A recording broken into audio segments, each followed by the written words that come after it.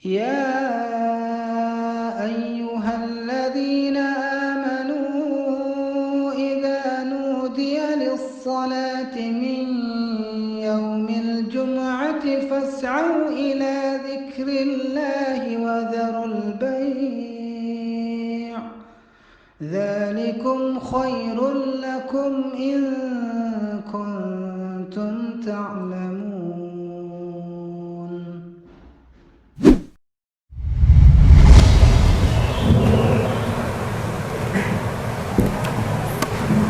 Assalamualaikum warahmatullahi wabarakatuh.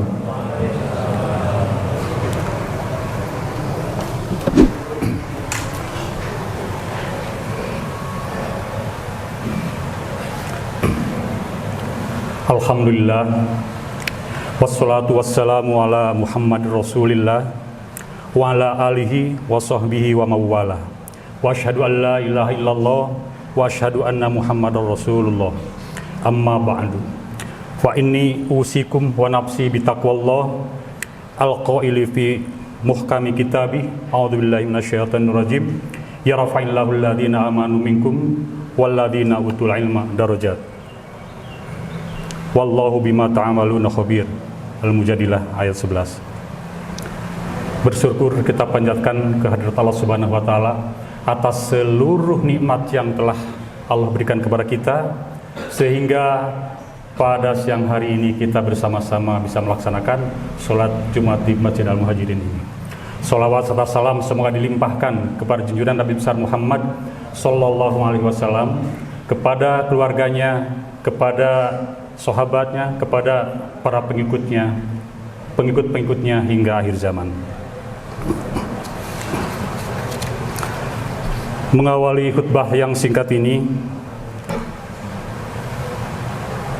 sebagai khatib berwasiat kepada diri sendiri, terutama juga untuk hadirin sekalian, untuk senantiasa berusaha meningkatkan ketakwaan dan keimanan kita kepada Allah Subhanahu wa taala dengan menjalankan semua kewajibannya dan menjauhkan segala larangannya yang diharamkan. Hadirin rahimakumullah. Kalau kita petakan, kalau kita gambarkan ya, kalau kita coba perbandingkan bagaimana waktu ibadah kita dengan waktu yang kita punyai, sungguh porsinya sangat kecil sekali. Katakanlah ibadah yang wajib sholat 5 waktu, paling satu waktu kita hanya 5-10 menit saja. 5 kali kita cuma punya waktu 25 menit atau 50 menit. Sungguh suatu porsi yang sangat kecil dibanding kepada waktu yang kita punya 24 jam. Beruntunglah orang yang mempunyai waktu untuk melaksanakan sholat rawatib sebelum dan sesudah sholat wajib. Dia mempunyai waktu yang lebih, porsinya lebih besar. Beruntung pula juga yang mempunyai waktu untuk melaksanakan sholat malam, kemudian juga sholat duha, sholat lain-lainnya, itu akan menambah lagi porsinya. Juga beruntunglah juga bagi orang yang senantiasa melaksanakan sholat sunat, puasa sunat, itu akan menambah waktu lagi porsi kita untuk beribadah kepada Allah. Bayangkan dalam satu hari, selama siang hari, kalau misalnya secara khusyuk kita dari pagi sampai berbuka puasa, melaksanakan puasa, melakukan saum dengan ikhlas, insya Allah selama hari itu juga kita beribadah kepada Allah. Belum lagi katakanlah ibadah-ibadah lainnya, segala sesuatu aktivitas yang kita kerjakan diniatkan dengan Allah, karena Allah, insya Allah itu akan menjadi ibadah kepada Allah Subhanahu Wa Taala. Oleh karena itu, marilah senantiasa segala gerak langkah laku kita niatkan karena Allah Subhanahu Wa Taala, sehingga porsi kita untuk beribadah kepada Allah itu akan semakin besar. Cukupkah kita hanya sampai ibadah saja? Ternyata tidak. Karena kalau ibadah tanpa ilmu itu juga tentunya akan sia-sia. Jadi Allah akan meningkatkan derajat orang yang beriman, orang yang berilmu pengetahuan. A'udzubillahi minasyaitonirrajim. Yarfa'ullahil ladzina amanu wal ladzina minkum ilmu darajat.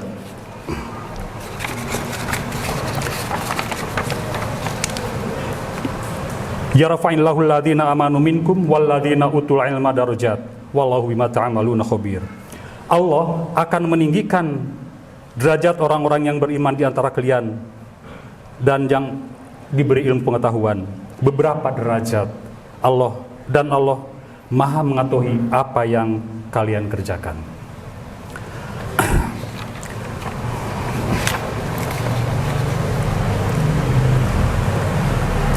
Sekarang ini banyak sekali sarana, tempat, waktu yang fleksibel untuk mencari ilmu, khususnya ilmu agama. Karena itu, kita tidak lagi ada alasan untuk menyatakan bahwa tidak ada waktu untuk mencari ilmu. Bayangkan, kita sehari-hari hidup 24 jam hanya melulu masalah keduniawian. Karena itu, mari kita sempatkan, mari kita siapkan waktu untuk mencari ilmu. Sekarang ini sangat fleksibel waktunya, dari mulai tempat, mulai waktu, dan lain sebagainya. Karena kenapa? Karena Islam itu dibangun dari konstruksi ilmu. Segala sesuatu yang berhubungan dengan aktivitas ibadah kita dilandasi oleh ilmu. Karena memang konstruksi Islam itu adalah konstruksi ilmu. Dalam penciptaan Adam juga, Adam kan dicapkan dalam surat Al-Baqarah ayat 30, itu ada satu perdebatan antara malaikat dengan Allah. Malaikat menyatakan bahwa kenapa engkau Allah menciptakan makhluk yang akan menumpahkan darah. Sehingga Allah menjawab bahwa Allah lebih tahu dari kalian. Kemudian disitu juga dalam surat Al-Baqarah ayat 31-nya, wa'allama a'udzubillahi minasyaitonir rajim wa'allama adamal asma'a kullaha tsumma radahum 'alal malaikati faqala ambiuni bi asma'i haula'i in kuntum sholikin. Allah mengajarkan Adam atas semuanya. Jadi itu memang nuansa ilmu pengetahuan, atmosfer ilmu pengetahuan sudah Allah canangkan. Allah mempersenjatai Adam adalah dengan ilmu. Sehingga memang tidak salah bahwa memang orang yang berilmu dengan dilandasi oleh iman akan ditingkatkan derajatnya oleh Allah Subhanahu wa taala.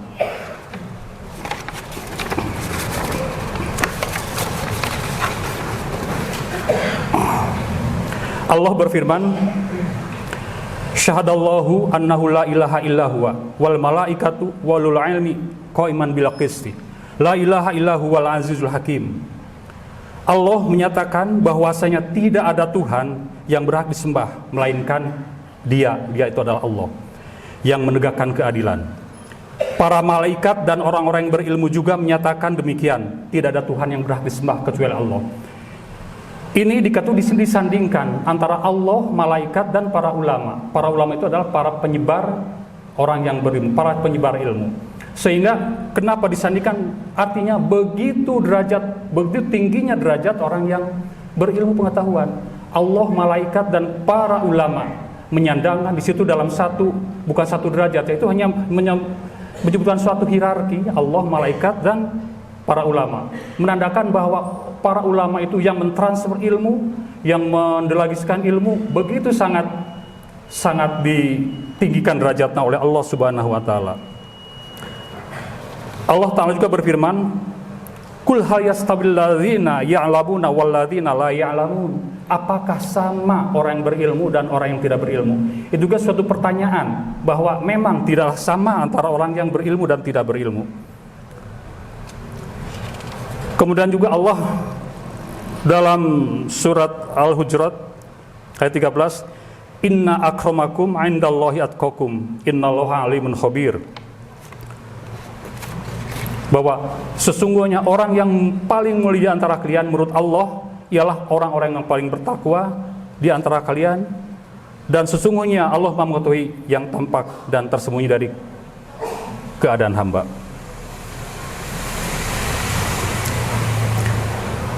Kemudian Allah juga Rasulullah SAW bersabda, al ulama warasatul anbiya, al ulama warasatul anbiya. Jadi dikatakan bahwa para ulama adalah para pewaris Nabi. Jadi bahwa dengan adanya ulama yang baik, ulama salaf, ulama khalaf adalah merupakan pewaris Nabi, pewaris ilmu, sehingga sampai saat ini ilmu yang kita dapatkan melalui warisan para ulama salaf, ulama khalaf, ulama kontemporer, ulama lokal internasional dan sebagainya adalah sebagai pewaris ilmu, sehingga sampai saat ini Islam tetap tumbuh, tetap berkembang. Itu berkat ilmu yang diambil, yang disebarkan oleh para ulama. Kemudian juga Rasulullah bersabda, "Fadlul alim 'alal 'abid kafadli 'alal adanikum." Keutamaan orang yang berilmu dan mengamalkan ilmunya atas ahli ibadah yang mengetahui syahnya ibadah seperti perbandingan keutamaan atas orang-orang, seperti perbandingan keutamaanku atas orang yang paling rendah derajatnya di antara kalian. Jadi Nabi Muhammad sudah memperbandingkan bahwa keutamaan orang yang berilmu dengan yang tidak berilmu seperti perbandingan Rasulullah dengan atas yang paling rendah derajat. Jadi keutamaan orang yang berilmu dan mengamalkan ilmunya atas ahli ibadah yang mengetahui sahnya ibadah adalah seperti perbandingan keutamaanku atas orang yang paling rendah derajat di antara kalian. Hadis riwayat At-Tirmidzi. Keutamaan ilmu ini disebabkan tidak lain karena adalah manfaat orang yang berilmu, manfaat orang yang berilmu mengamalkan dan mengajarkan ilmunya itu meluas ke berbagai lapisan masyarakat. Jadi ilmu itu adalah merupakan satu yang bisa lari ke dimensi lain, waktu yang lain, ke tempat yang lain. Karena memang ilmu yang kita dapatkan itu adalah memang merupakan satu ilmu warisan dari para ulama. Hadirin rahimakumullah. Cukup sebagai bukti bagaimana keutamaan ilmu. Apabila orang yang tidak berilmu sekalipun, jika dikatakan dia punya ilmu, maka ia tidak akan menolak dan pasti akan merasa senang. Jadi katakanlah kalau seseorang yang tidak berilmu dikatakan punya ilmu, dia tidak akan menolak, pasti akan merasa senang. Sebaliknya, jika orang yang tidak tahu berilmu dikatakan bodoh, pasti ia akan menolak dan akan marah tentunya. Jadi bagaimana betapa tingginya ilmu itu sehingga orang yang tidak punya ilmu pun kalau dikatakan dia punya ilmu, dia orangnya akan merasa senang. Rasulullah bersabda, "Ya Abu Dzar, la anta ghudwa fa ta'allam baba min ilmi khairul laka min an tusalli alfa rakatin." Dari Abu Dzar, hadis yang diriwayatkan oleh Ibnu Majah, "Wahai Abu Dzar, jika engkau pergi lalu belajar satu bab ilmu agama, maka itu lebih baik bagimu daripada melakukan sholat sunnah 1000 rakaat. Jadi betapa tingginya derajat orang yang mencari ilmu. Hadis riwayat Ibnu Majah. Hal ini dikarenakan karena menuntut ilmu agama hukumnya wajib. Sedangkan melakukan sholat sunnah sebanyak apapun hukumnya tetaplah sunnah. Tentu perbuatan yang wajib lebih utama daripada perbuatan sunnah. Dalam hadis lain juga dikatakan bahwa may yuridillahu bihi khair yufaqihu fid din. Barang siapa yang Allah kehendaki baginya kebaikan, maka Allah akan berikan kepadanya pemahaman yang mendalam tentang ilmu agama. Jadi seandainya Allah akan memberikan sesuatu yang agung, sesuatu yang baik, tentunya Allah akan memberikan pemahaman ilmu agama. Jadi di sini saking tingginya bagaimana ilmu, khususnya ini ilmu agama. Saudara-saudara seiman, para ulama mengatakan bahwa menyibukkan diri dengan menuntut ilmu agama lebih utama dari melakukan ibadah-ibadah badaniyah yang sunnah. Hal itu dikarenakan manfaat ilmu itu sangat meluas, menembus dimensi ruang dan waktu. Kita bisa mendapatkan ilmu sekarang karena juga para jasa para ulama. Dan juga bermanfaat bagi diri yang berilmu dan bagi diri orang lain. Jadi kalau kita punya ilmu adalah kita bermanfaat bagi diri dan juga bagi orang lain. Sedangkan ibadah-ibadah badaniyah yang sunnahnya manfaatnya terbatas hanya pada diri sendiri. Jadi ibadah-ibadah badaniyah itu hanya untuk dirinya sendiri, tidak ada untuk orang lain.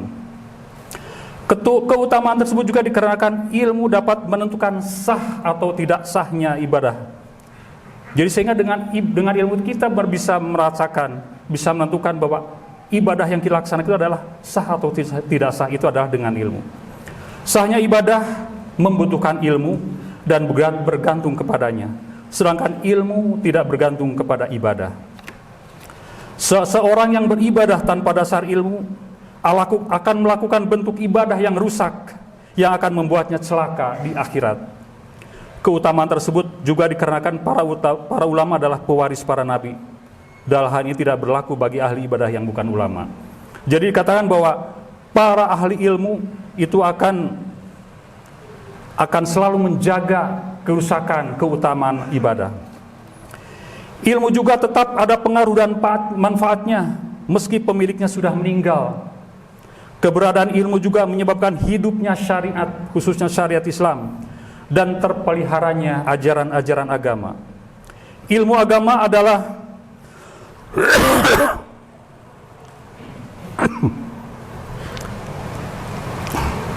ilmu agama akan mampu menghidupkan Islam.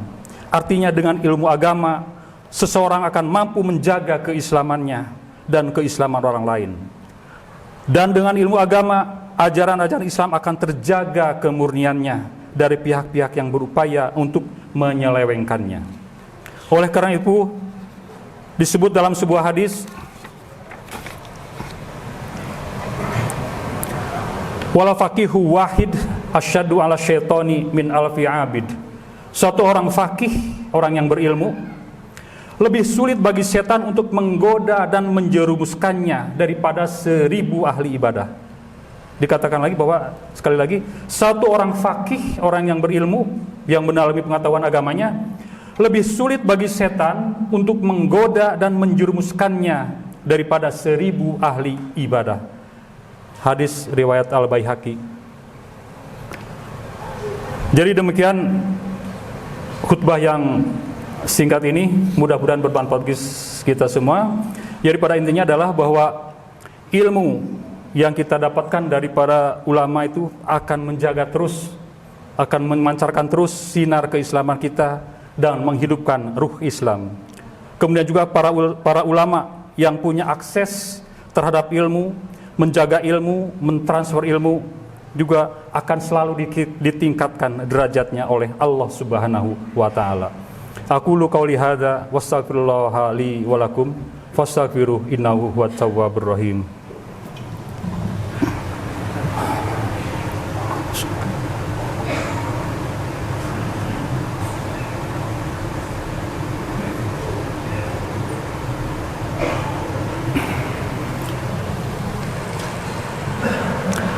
Alhamdulillahi wa kafa wa usolli wa usallim ala sayyidina Muhammad dinil Mustafa wa ala alihi wa sahbihi ahlil wafa.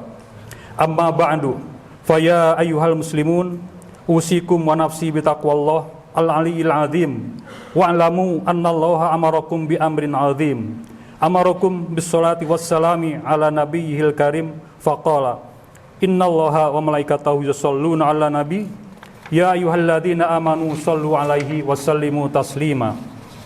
Allahumma sholli ala Muhammad wa ala ali Muhammad kama shallaita ala Ibrahim wa ala ali Ibrahim wa barik ala Muhammad wa ala ali Muhammad kama barakta ala Ibrahim wa ala ali Ibrahim fil alamin innaka Hamidum Majid. Allahumma ighfir lil muslimina wal muslimat wal mu'minina wal mu'minat al ahya'i minhum wal amwat. Allahumma dfa' annal bala wal ghala wal waba wal fahsya wal munkar wal baghi wal yusuf wal mukhtalifah wasyada'ida wal mahyan ma dhahara minha wa ma batana min baladina hadha khassah wa min buldanil muslimin ammah. Innaka ala kulli syai'in qadir. Ya Allah Tuhan kami, jauhkanlah kami dari malapetaka, bala dan bencana, kekejian dan kemungkaran, kekejaman dan peperangan yang tampak dan yang tersembunyi dalam negara kami khususnya dan dalam negara kaum muslimin umumnya. Sungguhnya Engkau Maha Kuasa atas segala sesuatu. Ibadallah, innallaha ya'muru bil 'adli wal ihsan wa ita'i dzil qurba wa yanha 'anil fahsya'i wal munkari wal baghi ya'idukum la'allakum tadhakkarun. Fadhkurullahal 'azim yadhkurukum wa dzikrullahi akbar. Assalamualaikum warahmatullahi wabarakatuh.